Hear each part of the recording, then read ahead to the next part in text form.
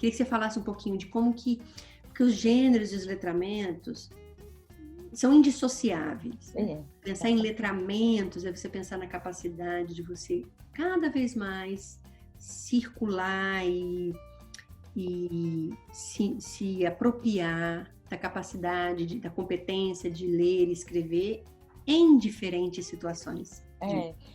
Exatamente, porque assim, eles são indissociáveis, porque quando você pensa em ensinar com foco no texto, dentro do contexto de letramento, dentro do contexto dos gêneros textuais, aí você vai pensar nas práticas sociais e nos letramentos. É tudo muito relacionado, né?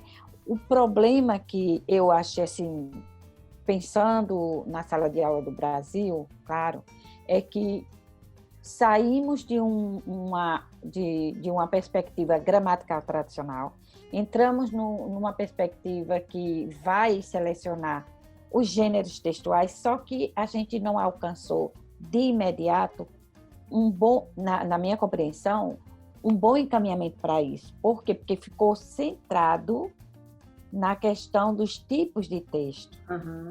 E isso não favorece a ligação com o letramento. Eu não vejo. Você precisa ampliar. Então, e além do mais, tinha um modelo que era assim, ensinar o gênero por agrupamento. Ou seja, os gêneros com sequências dissertativas, argumentativas. Então, veja que o foco é o texto e não a prática social, o letramento, né? Os papéis sociais que você assume nas práticas sociais. Então, o letramento, falando de letramento no plural, né? A gente sabe que há colegas que acham que não devemos colocar no plural. Eu prefiro colocar no plural. Eu acho que há vários tipos de letramento. Eu acho que está relacionado, o estudo dos letramentos estão relacionados às práticas sociais, aos grupos sociais. Não dá para separar. Agora, aqui no Ceará, quando eu fui pensar nessa associação, letramento e gêneros textuais, porque eu fui convidada a produzir aquele material de língua portuguesa, né? O documento, o que nós chamamos de DCRC, documento curricular,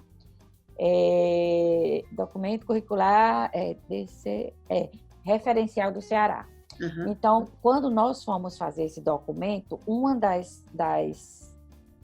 dos pontos altos era como é que fica letramento ou letramentos, ensino a partir de gêneros. Claro que tudo está relacionado, mas como a gente fazer essa ligação? A primeira coisa que eu observei foi: precisamos pensar em ampliar e não reduzir. Por que reduzir? No momento que você diz que trabalha com gênero, mas só pensa na textualização, eu vejo dificuldade de articular com a história do letramento. Então, se você parte do contexto de produção, você vai para os grupos sociais, aí o professor vai pensar, a aula de hoje eu vou me concentrar em quê?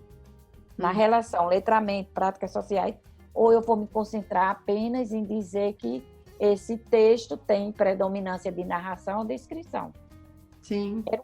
Eu digo até assim, era um pouco doentio essa relação feita.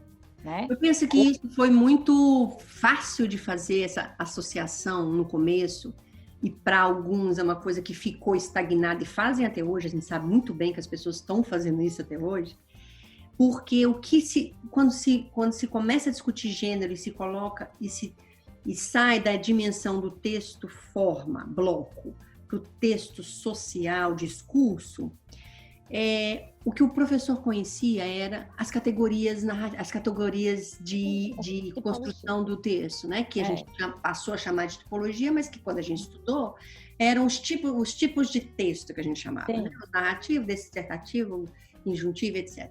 Então, isso era aquilo que o professor sabia. Isso estava na prateleira chamada conteúdo.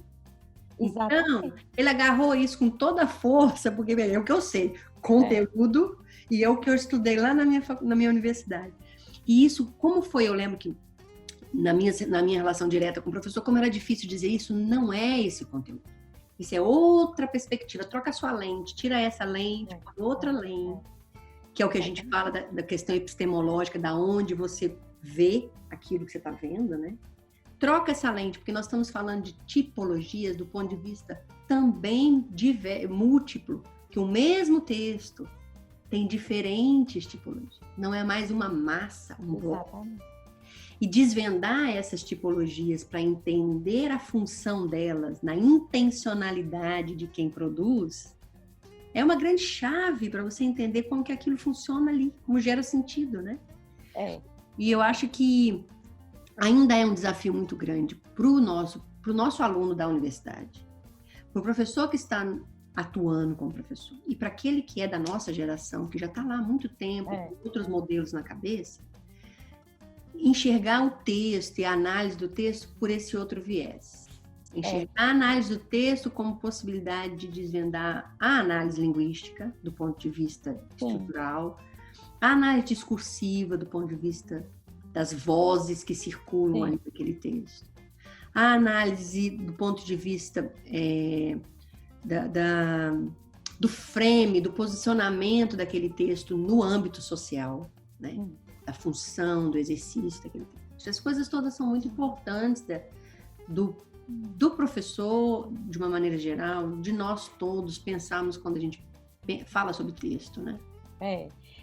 Eu acho que quando a gente vai levar essa discussão para o âmbito do ensino, que é o terceiro ponto, a gente ainda tem uma outra possibilidade de repensar. Então, como seria o ensino com este formato, né? A partir de textos? Porque se eu digo que o ensino é a partir de texto, vou me preocupar com os textos que são produzidos nas práticas sociais verdadeiras e não imaginárias. Imaginárias, nesse momento, eu estou falando em inventar um texto só para dar aula, né? Então, veja bem, a gente vai ter que pensar de maneira ainda mais ampla.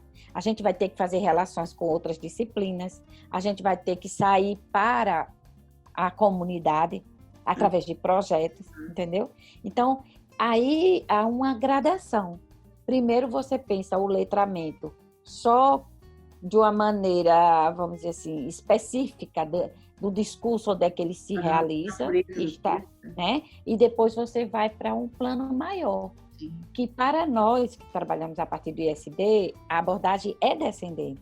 Né? A gente não consegue ver só olhando o texto. Por quê? Porque todo texto, para nós, ele foi produzido em uma prática social. Entendeu? Então, a gente não pode esquecer que é preciso sair da prática social para entender isso aqui. E a prática social está dentro da comunidade, na casa do aluno, nos jornais, né? Nos muros da escola, em todo espaço, ele está interagindo, produzindo e compreendendo o texto. Então, nessa perspectiva, a gente pergunta, e como fica, então, a aula de gramática pensando nesse modelo de ensino, né? Então, a primeira coisa que tem é que entender que como você fazer texto se você não conhece a língua? Porque a língua também é um sistema. A gente não pode dizer, não precisa ter aula de gramática, até porque cada modelo de gênero, cada prática social, ela vai apresentar uma gramática diferente. Uma peculiaridade, então, né? Um uso necessário da gramática. Um movimento que é diferente. Aí o professor, nos anos iniciais do ensino fundamental, enquanto ele fica fazendo uma relação de palavras, não, você leva uma lista de compras, né? Uma lista de desejos da criança. O que é que você gostaria de receber para o seu pré? Aí ela vai dizendo, você vai escrevendo e você começa a trabalhar daí. Né?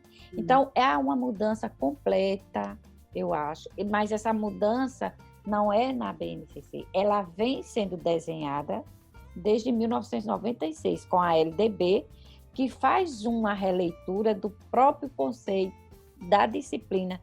Porque se você pegar em 1971, na segunda LDB, você consegue ver as pistas de vocabulários dos militares, né? Disciplina, logo essa, que a gente tem dificuldade de sair dela. Aí depois a gente vai ver a fragmentação do próprio ensino de língua portuguesa. Então, por isso que quando eu vou falar em mudanças no ensino, eu nunca vou direto para a BNCC, eu nunca vou direto para os PCN, eu vou direto para a lei. Porque antes, em 1961, a gente tinha uma concepção de a língua nacional, que a gente sabe o que tinha por trás daquela lei. Claro. Um apagamento, né? Um apagamento das identidades. Né? Exatamente, a língua nacional. Né? Então, aí já foi o primeiro problema. Que é um equívoco até hoje. História linguística, né? Que é um equívoco até hoje pensar que é um país monolíngue, que a gente tem uma língua única, correta, e se você não sabe, fica calado. Exatamente. Aí, quando você chegou à segunda LDB, já teve toda a influência dos militares. E uma das coisas horríveis que fizeram, dividir a língua em 3, tirar o conceito de língua. Antes era a língua nacional, a gente não gostava, mas, vamos dizer assim, do pior... A unidade, né? Vira como uma língua. Né? Pelo menos como uma língua. Deixou de ser uma língua, um idioma, para ser uma disciplina. Conteúdo.